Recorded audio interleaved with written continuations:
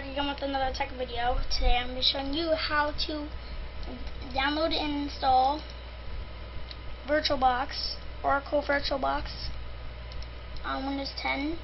This is going to go with the video I'm going to do today as well. I think I'm going to. Yeah, I'm pretty sure I'm going to. But, so what you want to do is you want to head over to this link in the description. And then you want to click the big green download VirtualBox 6.0.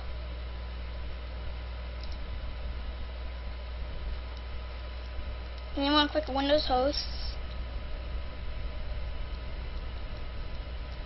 You want to download it to your wherever you want to download it. I don't know wherever you want to download it to.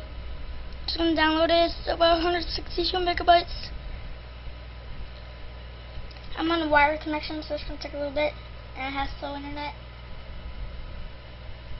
So I'll be right back when this downloads. Okay, so it's installed. Hold up. Is it blowing? I don't know. Hold on. Just point that the other direction. Okay, so that's the end of the video. But once that downloads, you want to click on the exe file.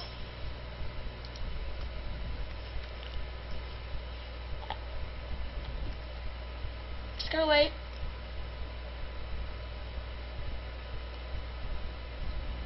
Just gotta wait.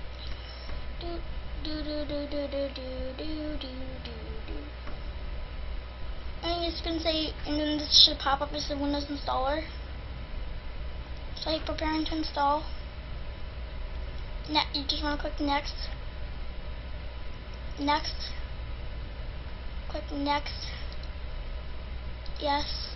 And then click install. But I've already installed it, so I don't need to install it. And then VirtualBox should pop up on your desktop.